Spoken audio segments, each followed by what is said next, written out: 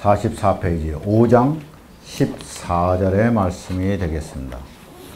5장 14절 35페이지에 5장 14절이 직역이 되어 있습니다. 우리 한글 성경, 우리가 가지고 있는 성경책 5장 14절을 함께 읽겠습니다. 성경 말씀 아가서 5장 14절 먼저 우리 함께 읽겠습니다. 손은 황옥을 물린 황금 도리개 같고 몸은 아로 새긴 상아에 청옥을 입힌 듯 하구나. 그렇게 우리 한국말이 번역되어 있습니다.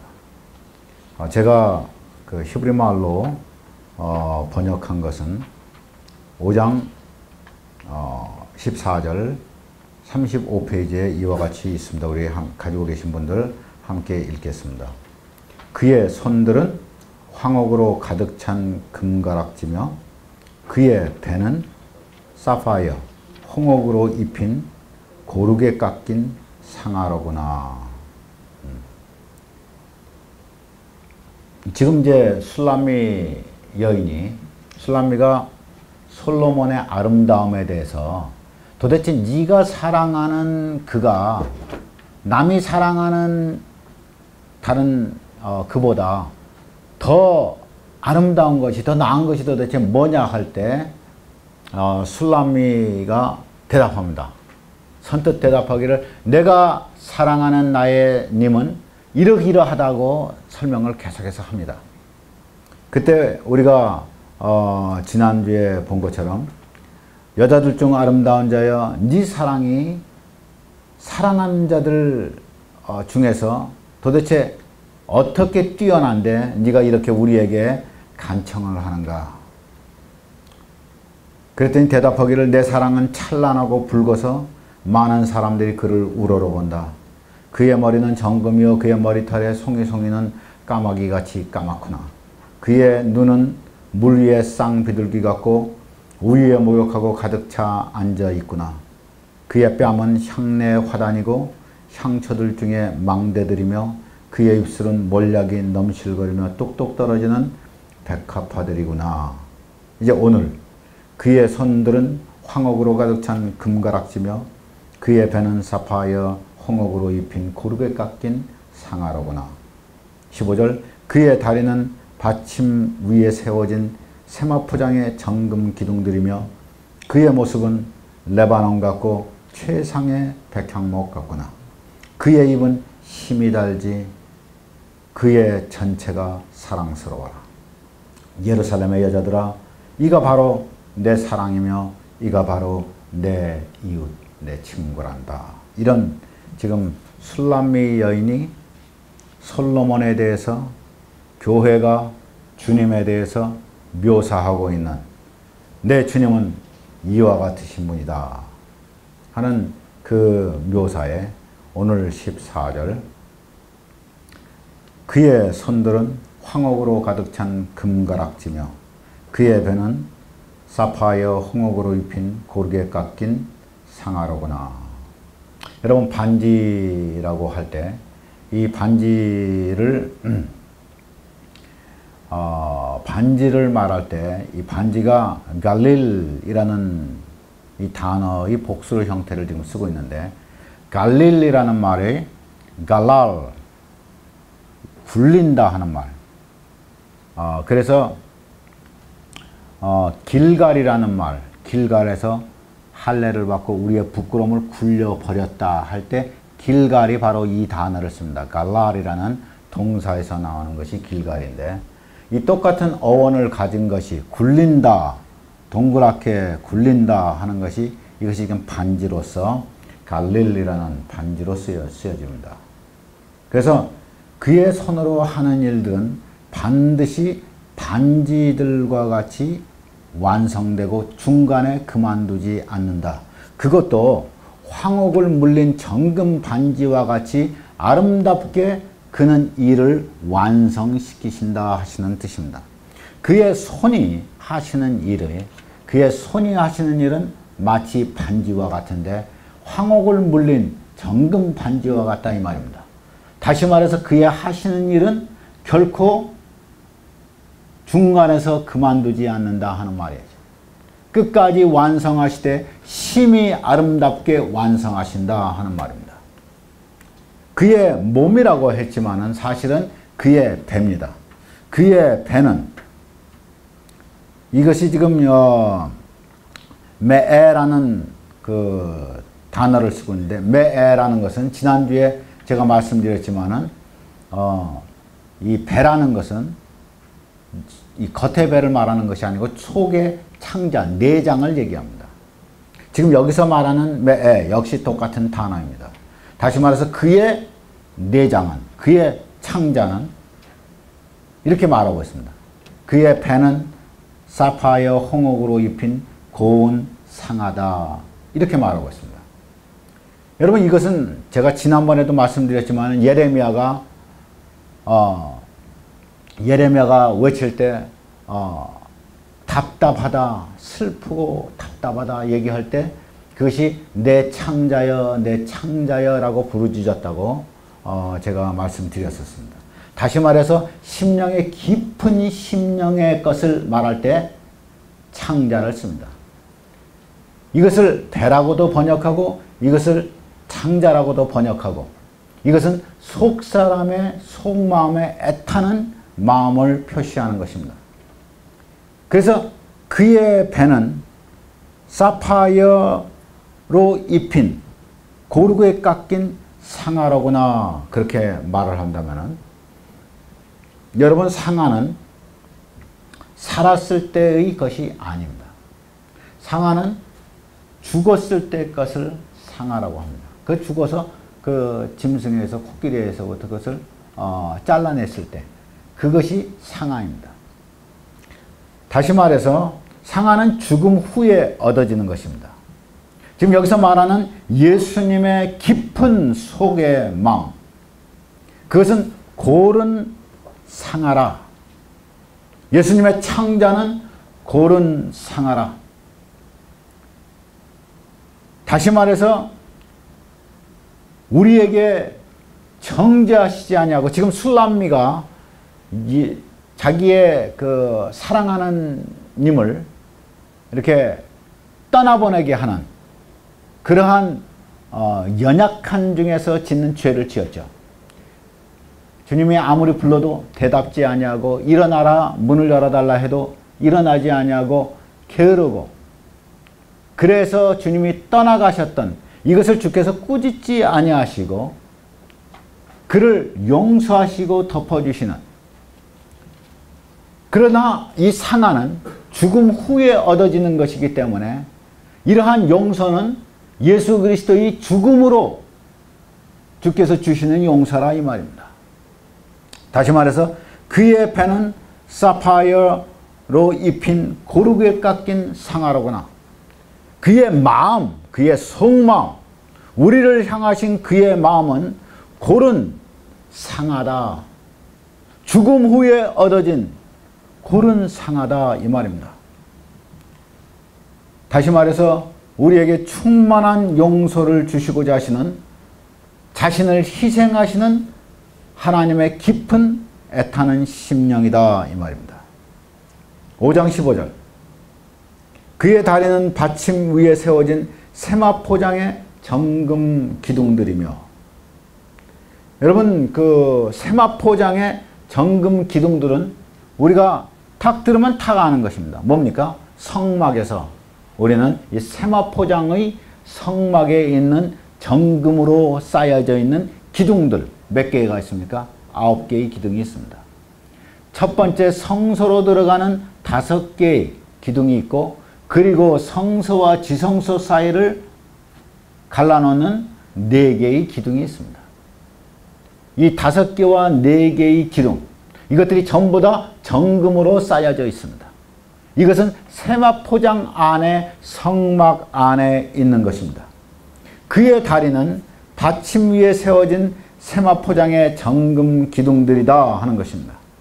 다시 말해서 이것은 성소, 하나님을 만나러 들어가는 성소로 들어가는 문, 그리로 우리를 인도하시는 당신의 다리. 다리는 움직이는 것입니다. 이동하는 것입니다. 우리를 이끌고, 목자가 우리를 이끌고 좋은 꼴을 먹여주시면서, 그리고 좋은 시냇가로 우리를 인도하시는, 그는 우리의 목자, 우리를 앞서 인도하시는 분이십니다. 그의 다리는 받침 위에 세워진 세마포장의 정금 기둥이라.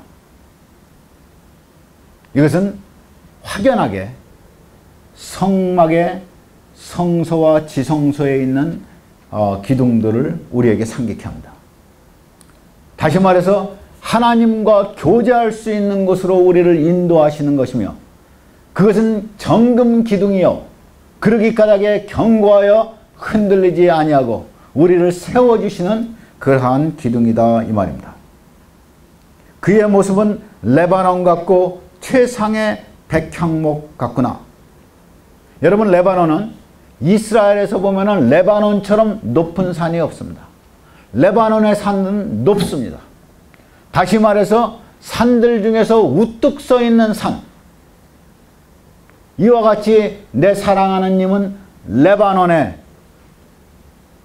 모습과 같고, 그리고 거기서 레바논은 백향목으로 유명하지 않습니까? 그 높은 산에 있는 아주 크고 견고하고 높이 서 있는 백향목들, 이것들이 성전을 만드는 재료가 되지 않습니까? 백향목으로 성소를 짓지 않습니까? 다시 말해서 예수님, 당신은 누구신가? 내 사랑하는 님은 누구신가? 그는 비교할 수 없는 만인 위에 뛰어나신 높으신 고귀하신 분이라. 그는 아름답고 위엄스러우며 그는 견고하신 분이다. 그의 모습은 레바논 같고 최상의 백향목 같도다 그랬습니다. 16절, 그의 입은 심이 달지 그의 전체가 사랑스러워라. 그의 입은 심이 답니다. 주의 말씀이 그 맛이 내게 어찌 그리 단지요. 내 입에 꿀보다 더하니이다. 내 사랑하는 님의 입술에서 나오는 말씀들은 몽땅 다 답니다. 내 귀에는 음악소리 같은 것이요 내 심령의 생수요.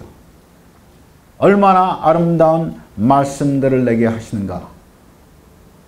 그러면서 술라미는 드디어 예루살렘 여인들에게 이와 같이 얘기합니다. 예루살렘 여자들아, 내가 지금 말한 이러한 분이 바로 내 사랑이고 바로 내 친구라 그랬습니다. 여기서 친구, 여기서 라에라는 말은 레아라는 말은 이것은 친구 혹은 이웃이라는 말입니다. 예수님께서 우리에게 요한복음 15장 13절에서 15절, 사람이 친구를 위하여 자기 목숨을 버리면 이에서 더 큰 사랑이 없나니 너희가 나의 명하는 대로 행하면 곧 나의 친구라. 이와 같이 당신이 우리의 친구가 되셨습니다. 그러면서 그는 우리의 선한 사마리아인이 되셔서 우리에게 누가복음 10장에 나오는 대로 우리의 이웃이 되셨습니다.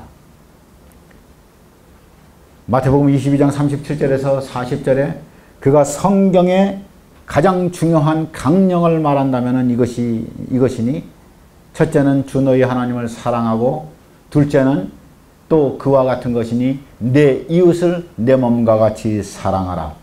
이 두 가지가 온 율법과 선지자의 강령이니라 그랬습니다. 다시 말해서 내 이웃을 사랑하라 하신 주님은 우리의 이웃이 되셨습니다. 우리의 친구가 되셨습니다. 친구는 자기 친구를 위하여 목숨을 내어줍니다. 이웃은 자기의 이웃을 위하여 희생합니다. 이 술람미 여인이 이와 같이 자기의 사랑하는 자에 대해서 이와 같이 묘사했습니다. 우리 이제 6장 1절서부터 오늘 1절서부터 9절까지 우리 성경 말씀을 읽겠습니다. 우리 성경 아가서 6장 1절에서부터 9절까지 우리 함께 우선 성경을 읽겠습니다. 여자 중 극히 어여쁜 자야, 너희 사랑하는 자가 어디로 갔는가? 너희 사랑하는 자가 어디로 돌이켰는가? 우리가 너와 함께 찾으리라. 나의 사랑하는 자가 자기 동산으로 내려가 향기로운 꽃밭에 이르러서 동산 가운데서 양떼를 먹이며 백합화를 꺾는구나. 나는 나의 사랑하는 자에게 속하였고 나의 사랑하는 자는 내게 속하였다. 그가 백합화 가운데서 그 양떼를 먹이는구나. 내 사랑아, 너의 어여쁨이 드르사 같고 너의 고음이 예루살렘 같고 어미함이 기치를 벌린 군대 같구나. 내 눈이 나를 놀래니 돌이켜 나를 보지 말라. 내 머리털은 길라산 기슭에 누운 염소떼 같고 내 이는 목욕탕에서 나온 암양떼 곧 새끼 없는 것은 하나도 없이 각각 쌍태를 낳은 양 같고 너울 속에 너의 뺨은 석류 한쪽 같구나. 우선 여기까지 합시다. 7절까지. 네. 45페이지 제가 직역을 한 것을 여러분 한번 보시겠습니다.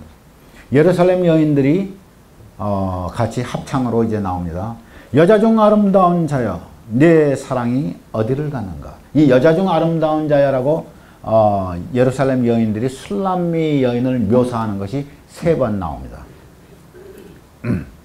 1장 8절, 5장 9절, 그리고 여기 6장 1절에 3번 전부 다 예루살렘 여인들의 합창으로 나옵니다.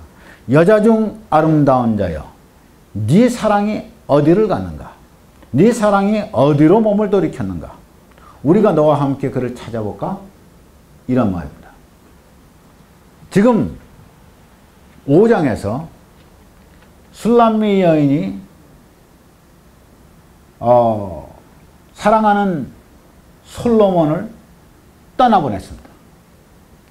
그리고 성중에 막 헤매다가 행순자에게 상하게 맞고 그리고 자기가 입고 있던 숄도 뺏겼습니다.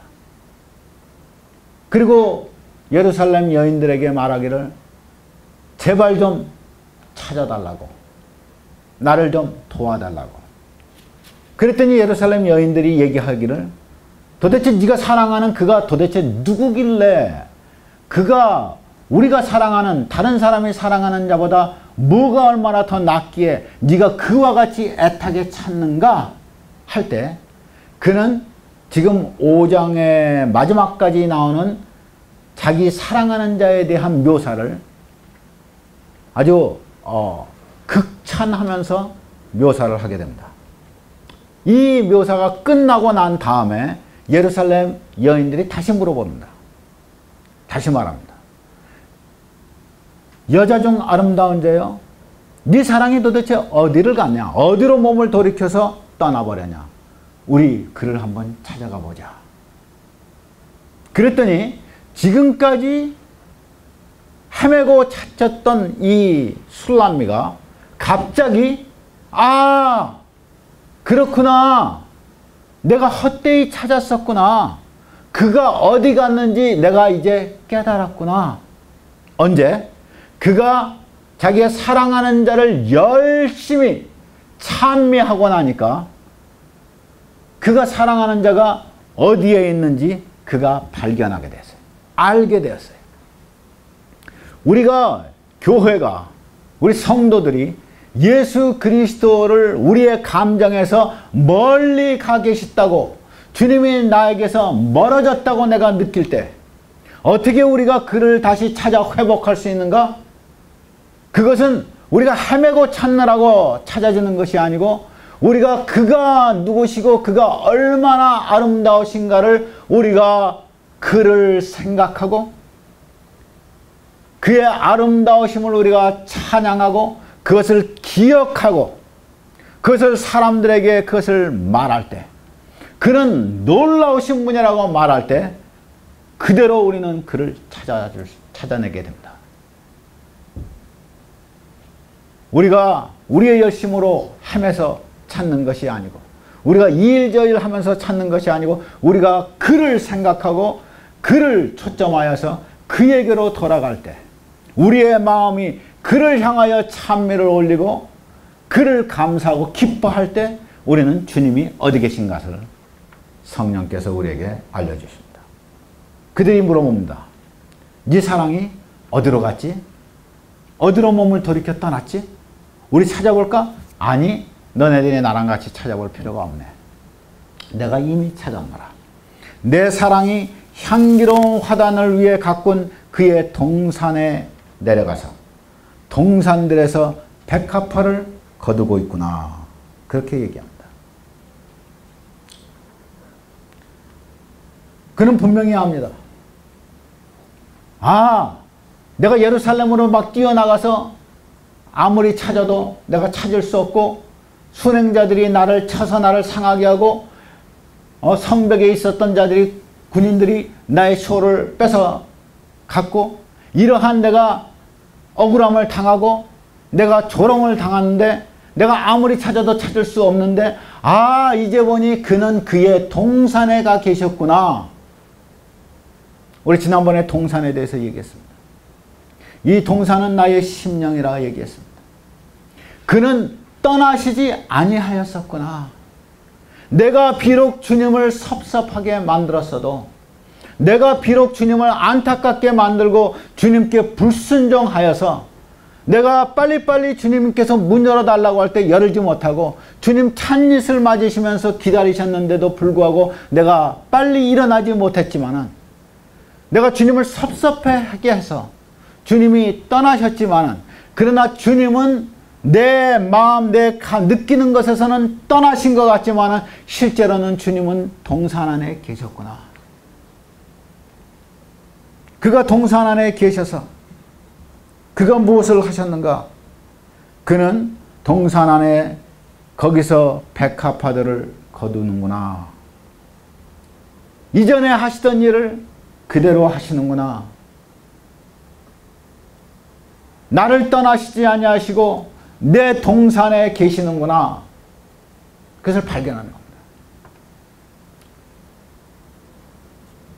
그리고 그는 이제 발견한 주님을 이와 같이 노래합니다.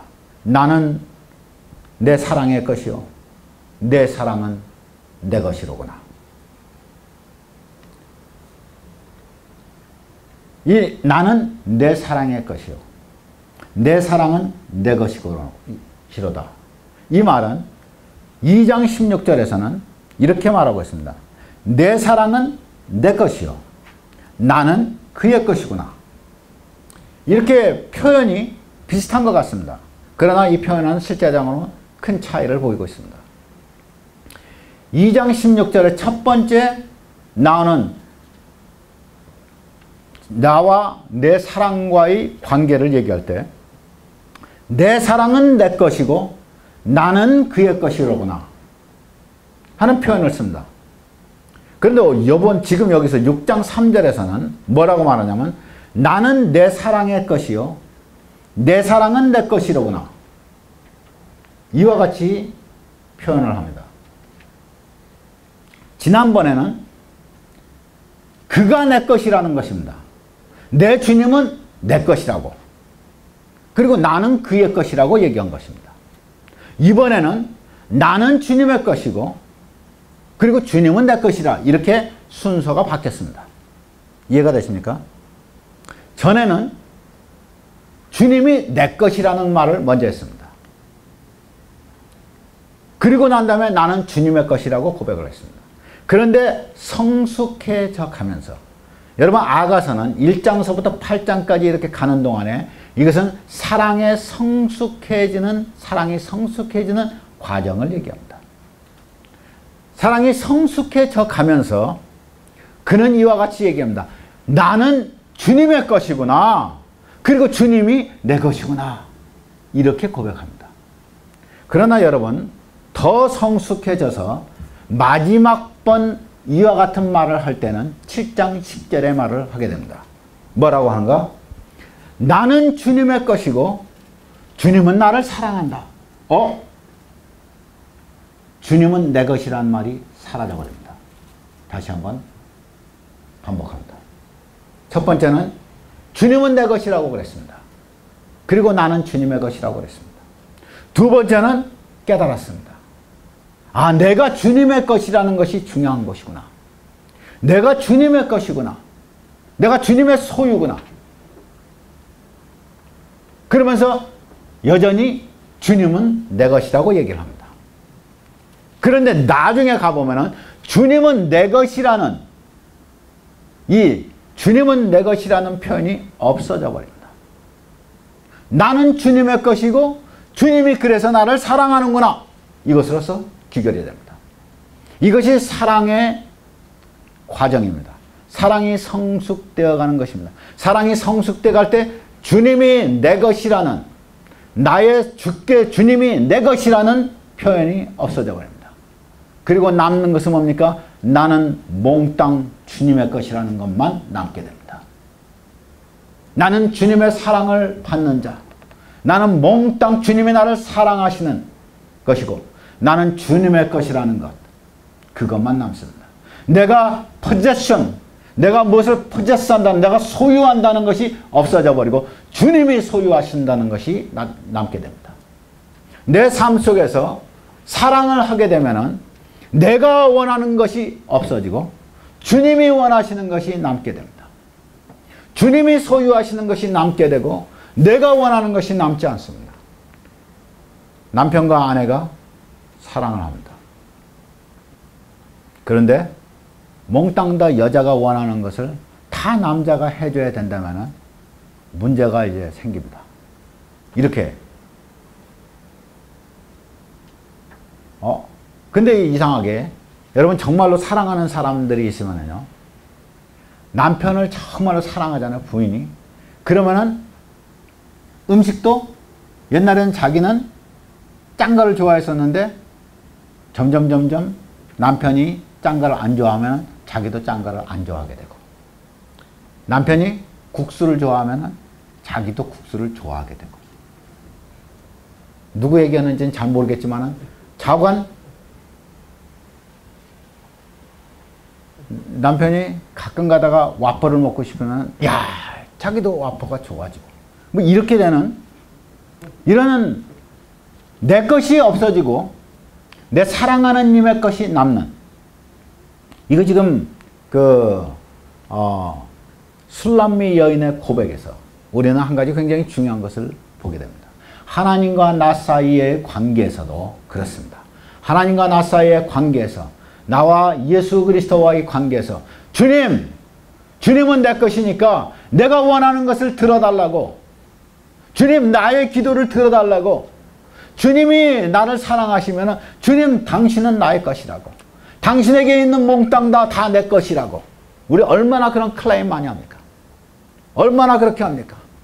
주님에게 있는 것은 몽땅 다 내 것이라고 그거 틀렸습니까? 아니요 맞습니다. 그러나 여러분 그것은 초보적인 사랑입니다. 그것은 초보적인 사랑.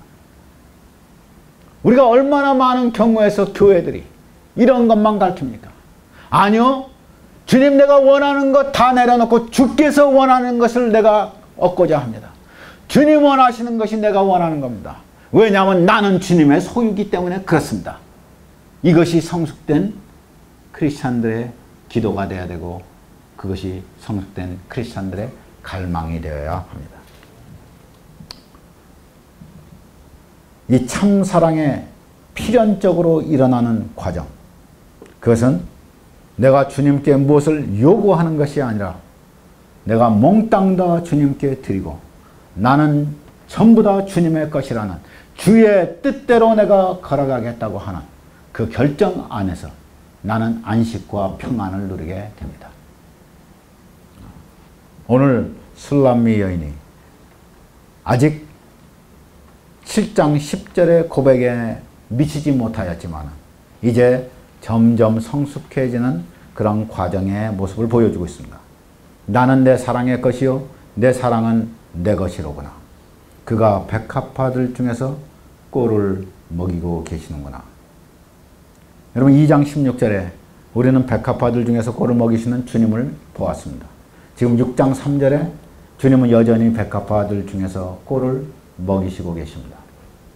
가장 좋은 환경에서 자기의 양들을 먹이시는 주님을 보여줍니다. 그리고 그 주님의 일은 이전에도 그리고 지금도 계속됩니다. 나는 주님을 잊어버린 지 알았습니다.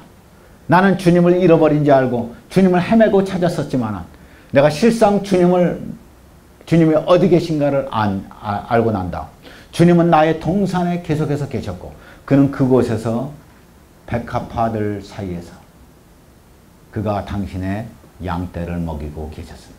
그는 계속해서 똑같은 일을 쉬지 않고 계속해서 하고 계셨습니다. 우리가 때때로 우리가 주님이 멀어졌다고 느낄 때 있겠습니다. 주님 잘 안 찾아지는 때 있습니다. 그때도 주님은 우리 가운데 계십니다. 내 심령 안에서 떠나지 아니하십니다. 그가 말씀하셨습니다. 그가 세상 끝날까지 떠나지 않겠다고 약속하셨습니다. 그는 우리 안에 사십니다.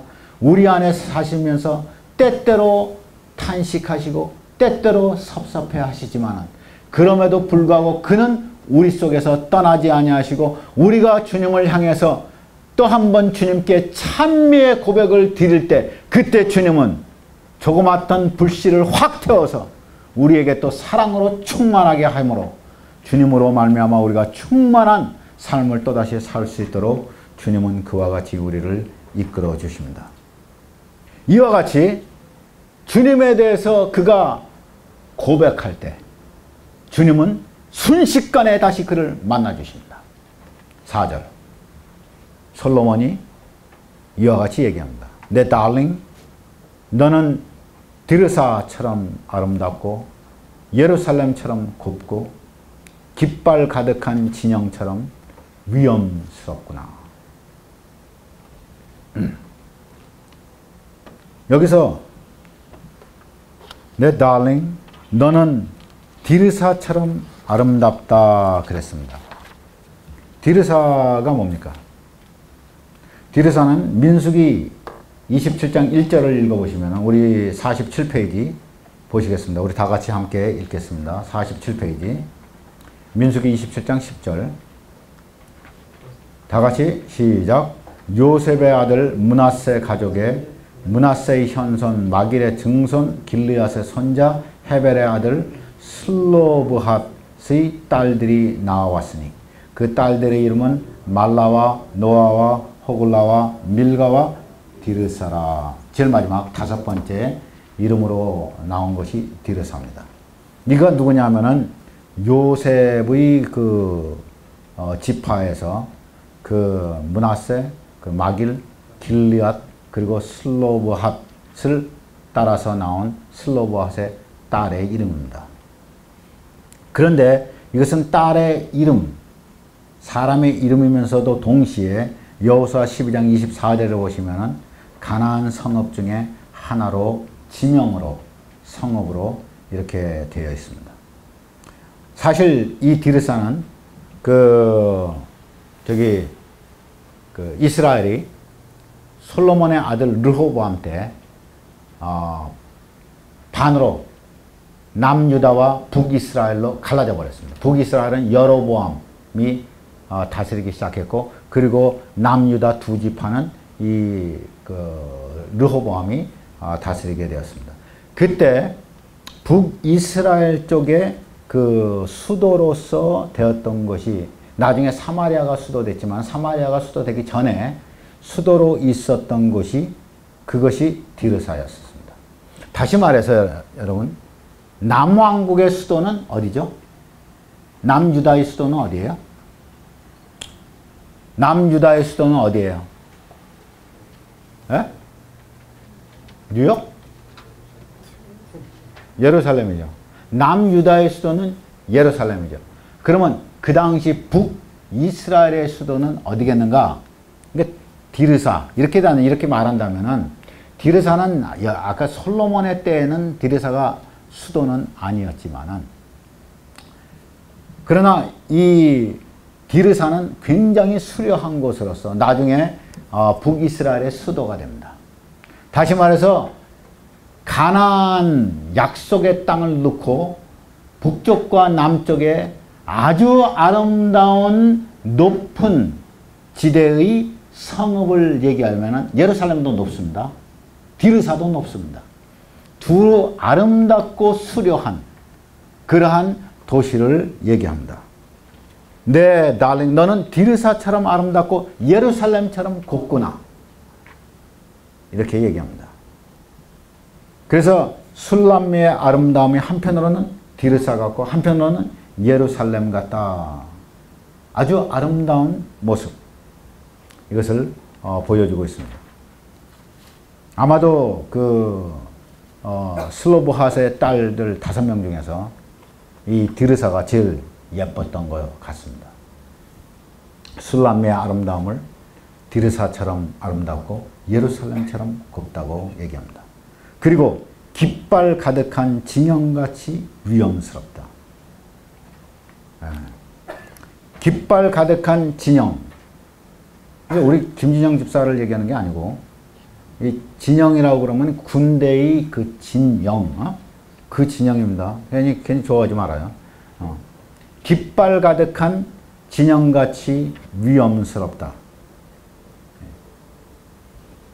이 디르사가 아니고 지금 술람미를 묘사하면서 솔로몬이 내 달링 너는 디르사 같고 예루살렘 같은데 그뿐 아니고 너는 깃발이 가득한 군대의 진영과도 같구나. 이 말입니다. 여러분, 군대가 위험스럽고 두려운 것은 자기 민족이나 자기 군주에게 위험스럽거나 두려운 것이 아닙니다. 나의 대적에게는 우리가 깃발이 많고 사람이 가득 찬 군대는 두려운 것입니다. 내 원수에게 두렵습니다. 교회는 그리스도에게는 디르사처럼 예루살렘처럼 한없이 아름답고 곱습니다. 그러나 세상에게는 교회는 두려운 존재가 되어야 합니다. 교회는 예수 그리스도의 군대입니다. 얼마나 많은 경우에서 우리가 성도는 그리스도의 군사라고 얘기합니까?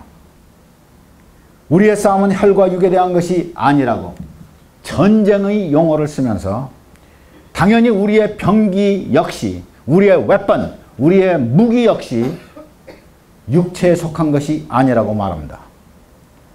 다시 말해서 우리는 하나님의 전신갑주를 입어야 되는 하나님의 군대요. 종종 성경이 말한 것처럼 너희가 너희를 군사로 부른 자를 기쁘시게 하기 위하여서 얽매여 있는 모든 것들을 다 벗어버리고 하나님의 전신갑주를 가지고 이 세상에 그리스도의 군사답게 고난을 나와 함께 받자고 바울은 그와 같이 촉구하고 있었습니다. 교회는 하나님께는 아름다운 신부요, 이 세상에는 두려운 군대가 되어야 합니다. 여러분, 세상이 교회를 두려워해야 합니다. 교회가 세상을 두려워하는 것이 아닙니다. 세상이 반드시 교회를 두려워해야 합니다. 제가 어느 날 지난 몇 주 전에 제가 설교를 했었습니다. 그죠? 뭐라고 설교했습니까? 내가 이 반석 위에 내 교회를 세우리니 음부의 권세가, 음부의 문들이, 음부의 권세가 이기지 못하리라. 음부의 문들이 견디지 못하리라 하는 것입니다. 다시 말해서 내가 이 반석 위에 내 교회를 세우리니 그리스도의 교회입니다. 그리스도의 교회와 음부의 성이 싸움을 합니다. 근데 누가 방어를 합니까? 음부의 성이 그 문을 걸어매고 문 닫고 방어를 합니다. 공격은 누가 합니까? 교회가 합니다. 그리고 교회가 공격하는데 넘치는 힘으로 공격할 때 음부의 문들이 견딜 수 있는가? 견딜 수 없다 말합니다. 여러분, 마지막 예수 그리스도께서 오실 때 어떻게 오십니까? 만왕의 왕 만주의 주로 오십니다. 그가 백마를 타고 하늘에서부터 오시고 그리고 천군 천사들이 그의 뒤를 따라서 백마를 타고 흰 세마포를 입고 그 뒤를 따릅니다. 전쟁입니다. 하나님의 큰 날입니다. 그날이 올 때까지 교회는 하나님의 군대로서 이 세상을 향해서 나가야 합니다. 저는 목표가 하나 생겼습니다. 여러분께서 아마 내년부터는 깜짝 놀라실 겁니다. 내년부터는 우리가 새로운 교회의 모습을 보여줄 것입니다. 왜 내년이냐고 묻지는 마세요. 그냥 내년입니다. 내 계획이 그렇습니다. 내년서부터는 우리는 세상으로 물밀듯이 나가는 교회의 역할을 감당하게 될 것입니다. 그리고 그렇게 못하고 주저앉는 사람들은 함께 가지 못할 것입니다. 교회는 반드시 세상을 향해서 나가야 합니다. 저도 아주 지쳤습니다. 그냥 주저앉고 앉아있는 교회하고 같이 뭉개고 주저앉아 있으려니까 미치고 팔짝 뛰겠습니다. 더 이상 우리는 주저앉을 수 없습니다. 우리는 이제 나가야 합니다. 이것이 교회입니다. 그래서 교회의 아름다움을 얘기할 때 예수께서 우리의 참된 솔로몬 되시는 예수께서 당신의 교회에 대해서 얘기하실 때 그는 이와 같이 말합니다. 너는 디르사처럼 아름답고 예루살렘처럼 곱지만은 그러나 너는 또한 깃발 가득한 진영처럼 위험스럽구나 두렵구나 하는 말입니다. 어디에 두려워요? 무슨 깃발이 가득 차 있어요? 예수의 깃발이 가득 차 있습니다. 예수의 깃발이 가득 차 있는 군대, 이것이 하나님의 교회입니다. 세상이 두려워해야 합니다. 여러분, 사탄은 그 어떤 존재도 두려워하지 않습니다. 사탄은 교회만 두려워합니다. 참된 교회만 두려워합니다. 사탄은 부자도 두려워하지 않고 학자도 두려워하지 않고 그 어떤 존재도 두려워하지 않습니다. 건강한 사람도 두려워하지 않고 만능자도 두려워하지 않습니다. 엔터테이너도 두려워하지 않습니다. 사탄이 두려워하는 자는 교회입니다. 예수 그리스도의 깃발을 높이던 교회입니다. 사탄은 그것을 두려워합니다. 5절 내 두 눈을 내 앞에서 돌려라. 그것들이 나를 요란케 하는구나. 야, 제가 이거 읽으면서 너무너무 좋았습니다. 술람이야, 네 두 눈을 제발 내게서부터 돌려라. 네 두 눈이 나를 심히 요란케 한다. 4장 9절에 뭐라고 말합니까? 한번 우리 읽겠습니다. 거기 내 누이 신부야, 내가 내 심장을 뛰게 하는구나. 한 번에 내 눈이, 한 번에 내 목걸이가 내 심장을 뛰게 하는구나. 주님이 우리를 보실 때요, 우리를 한 번 보시고는 그는 반하시고 그는 황홀해 하십니다. 그는 우리와 눈을 마주치면은 도저히 사랑하지 않고는 견딜 수가 없어요. 그가 말합니다. 제발 네 두 눈을 내게서 좀 돌려라. 내 심장을 활랑활랑하게 만드는, 심히 나를 요란스럽게 만드는 네 두 눈을 내게서 좀 돌려라. 얼마나 네 눈이 아름다운가 하는 것을 말하는 것입니다. 너는 얼마나 사랑스러운가. 내가 너를 볼 때 주체할 수 없는 사랑에 휩싸이는구나. 이 말입니다.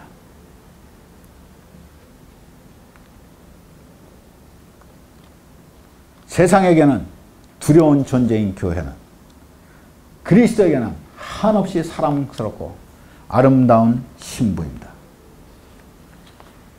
교회를 보는 순간 주님은 당신의 생명을 다 주셔도 아깝지 않았습니다. 여러분, 주님의 마음을 흔들 수 있는, 한 번에 흔들 수 있는 유일한 존재는 교회밖에 없습니다. 물론 주님의 마음을 섭섭하게 만드는 존재도 교회밖에 없습니다. 세상이 어떻게 하더라도 주님은 요동치 아니하십니다. 섭섭하지 않습니다.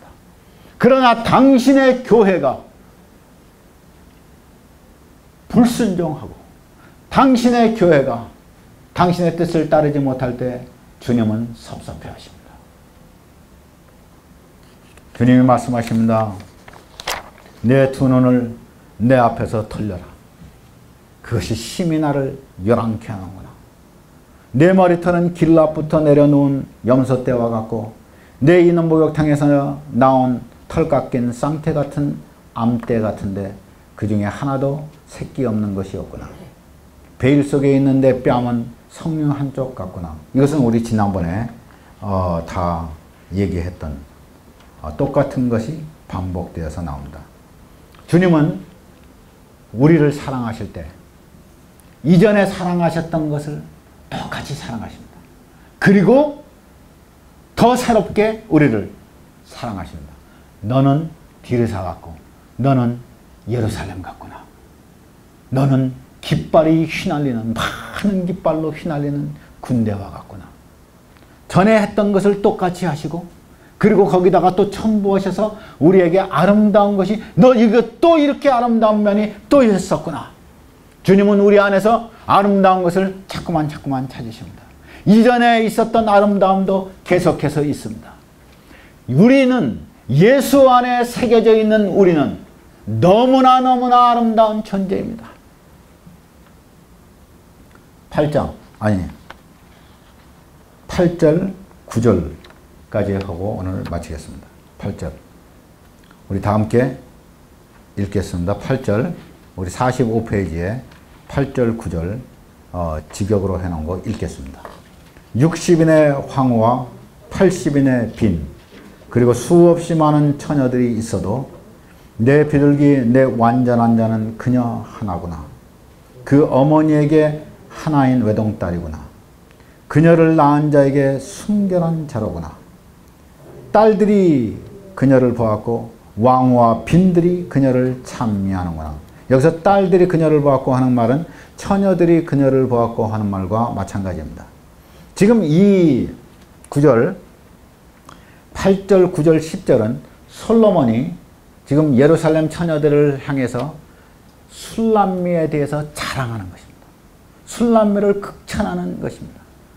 예루살렘 처녀들에게 예루살렘 처녀들이 네 사랑이 도대체 뭔데?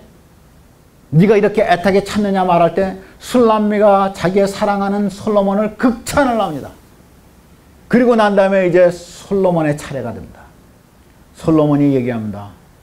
내 술람미는 이와 같은 존재라고 예루살렘 여자들에게 그는 극찬을 하고 합니다. 이와 같이 말합니다. 60인의 비빈이 60인의 황후와 80인의 빈 그리고 수없이 많은 처녀들이 있어도 내 비둘기 내 완전한 자는 그녀 하나다 그럽니다. 여러분 열왕기상 11장 3절에서 가서 보면은 후비가 700이요 빈장이 300이라 그랬습니다. 이 왕비들이 왕의 마음을 돌이켰다고 말합니다. 이때 후비라는 말은 나심사롯이라고 하는 말인데 이 후비라는 말은 이방에서 얻어온 공주들입니다. 이 이방에서 얻어온 공주 그들이 아내가 솔로몬의 아내가 되어버린 사람들을 이걸 갖다가 나심사롯이라고 말합니다. 그래서 이 구절을 보면서 우리가 야 솔로몬이 그 나이가 들어서 그 말기에 얼마나 타락했었는가를 우리는 그냥 한면에 우리가 보고 알 수 있습니다. 그러나 지금 6장 아가서 6장 8절에 나오는 왕후가 60인 빈이 80인 비교적 작은 숫자가 나오는 것은 이것은 솔로몬이 젊었을 때 아주 왕 집정 초기 때의 상황을 얘기합니다. 우리가 사실 이렇게 왕후가 80이고 칸큐바인 이 빈이 후궁이 이렇게 왕이 60이고 후궁이 80이다 이렇게 말한다면은 그리고 처녀들이 뭐 무수하다 이렇게 말한다면은 이거는 뭐 별로 좋은 왕이 아니지 않습니까? 그죠? 별로 좋은 왕이 아닙니다. 세속적으로 말하고 이 세상적으로 말한다면은 객관적으로 말하면은 좋은 왕이 아닙니다. 그런데 여기서 지금 얘기하는 것이 지금 이것은 비교를 하고 있는 것입니다. 60인의 왕후가 있고 80인의 후궁이 있는데, 그리고 수많은 처녀들이 있지만은 내 비둘기, 내 완전한 자는 너 하나밖에 없다 하고 술람미를 지칭해서 얘기하는 겁니다. 다른 여자들에게 말합니다. 보라, 내게는 저 하나밖에 없다. 여러분, 주님은 우리를 다 사랑하십니다. 주님은 우리 모든 사람을 위해서 다 주님께서 당신의 생명을 주셨습니다. 우리를 다 사랑하십니다. 당신의 생명을 주신 만큼 우리를 사랑하십니다. 그럼에도 불구하고 똑같은 사랑의 관계는 아닙니다. 모든 사람이 다 주님과 똑같은 사랑의 관계를 갖지 않습니다. 어떤 사람은 특별한 관계를 갖습니다. 어떤 사람은 왕후와 같은 관계를 갖고, 어떤 사람은 후궁과 같은 관계를 갖고, 어떤 사람은 그냥 처녀들과 같은, 궁정에 있는 처녀들과 같은 관계를 갖고, 성도들 속에서 어떤 사람은 술람미와 같은 특별한 짙은 사랑의 관계를 갖는 사람도 있습니다. 잠언 8장 17절에는 나를 사랑하는 자들이 나의 사랑을 입으며 나를 간절히 찾는 자가 나를 만날 것이라고 말했습니다. 다 똑같은 관계를 갖지 않습니다. 아브라함도 모세도 하나님과 특별한 관계를 가졌습니다. 다윗도 특별한 관계를 가졌습니다. 모세가 아론이나 미르암보다 훨씬 더 특별한 관계를 가졌습니다. 전 이스라엘이 다 하나님의 백성들이지만 모세처럼 하나님께 특별한 관계를 가진 사람이 없습니다. 다른 사람들은 다 선지자로도 사용되고 다른 것으로도 사용되지만 그는 하나님의 친구로, 하나님의 얼굴을 대면하는 자로 굉장히 인티메이트한, 굉장히 친밀한 특별한 관계의 사람이었습니다. 다윗도 그랬습니다. 아브라함도 그랬습니다. 베드로가 그랬습니다. 막달라 마리아가 그랬습니다. 모두 다 교회 안에 있어서 교회에 속한 사람들이지만 우리가 전체적으로 집합적으로 말할 때, 공동체적으로 말할 때 교회는 하나요. 그리고 예수님은 이 교회를 사랑하십니다. 그러나 각자를 말할 때는 열처녀가 됩니다. 예비 신부로 될 수 있는 열처녀가 됩니다. 우리는 하나의 신부 교회로서 모든 사람이 하나의 공동체에 들어가 있을 수 있지만 그런 관계, 집합적인 주님과의 관계 말고 개별적인 주님과의 관계는 우리는 예비 신부로서 열처녀가 되어 있습니다. 열처녀는 미련한 처녀가 될 수 있고 현명한 지혜로운 처녀가 될 수 있습니다. 깨어있는 처녀가 될 수 있고 준비한 처녀가 될 수 있고 그렇지 못한 처녀가 될 수 있습니다. 개별적인 관계는 다릅니다. 주님이 다 똑같이 사랑하신다고요? 아니요. 주님을 더 사랑하는 자에게 주님은 더 큰 사랑을 주십니다. 주님은 당신을 사랑하는 자를 더 가까이 부르십니다. 그래서 모세 홀로 올라갔던 것입니다. 주님은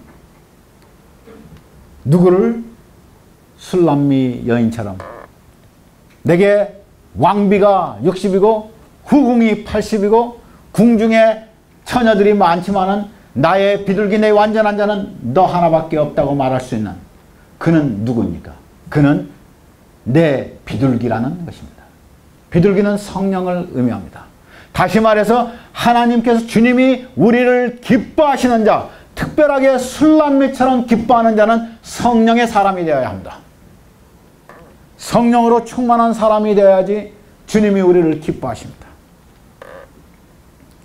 세상의 영으로, 세상의 소욕으로 가득 찬 사람이 아니고 주님의 영으로, 주님의 소욕으로 가득 찬 사람이 되어야 합니다. 그 낳은 어미의 순결한 자가 되어야 합니다. 그 낳은 어미가 누구입니까? 우리는 니고데모와 예수님의 관계에서 우리는 압니다. 육으로 난 것은 육이요 영으로 난 것은 영입니다. 낳은 어미의 순결한 자. 여러분, 우리는 성령으로 말미암아 낳습니다. 성령께서 우리를 낳게 하셔서 우리는 비둘기, 성령으로 말미암아 난 사람들이 됩니다. 내 비둘기, 그 어미, 낳은 어미의 순결한 자, 성령으로부터 나아서 그래서 우리가 순결한 하나님의 것들을 추구하는 사람들이 되어야 합니다. 세상과 구분하는 성도의 삶을 이야기합니다. 딸들이 그녀를 보았고 왕후와 빈들이 그녀를 찬미하는구나. 처녀들이 다른 성도들이 그를 보고 주님을 향한 그 뜨거운 열정의 사랑을 알 수 있는 성도, 우리는 그렇게 되어야 합니다. 이것이 술람미입니다. 진정한 사랑을 주님께 드리는 성도는 그렇게 많지 않습니다. 누구나 술람미가 되지는 않습니다. 그러나 한 가지 기억하세요. 나도 술람미가 될 수 있습니다.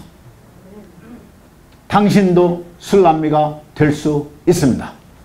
성령으로 충만하고 그리고 오늘서부터 성령으로 다시 충만하여서 순결한 생활을 하기 시작하고 주님을 사랑하기를, 주님을 더 사랑하고 주님이 내 것이라고 말하는 것보다 내가 주님의 것이라고 이렇게 말하는 나의 삶, 나의 사랑, 이럴 때 우리는 술람미가 될 수 있습니다. 하나님께서 여러분 축복하여 주셔서 날마다 조금씩 더 주님과의 사랑의 교제가 깊어져 가고 우리가 마침내 아가서를 끝날 때 우리도 술람미처럼 주님께 진정한 사랑을 드리는 것을 우리가 실현할 수 있는 그런 지경까지 우리 나아갔으면 참 좋겠습니다. 우리 다 같이 기도하시겠습니다. 사랑해.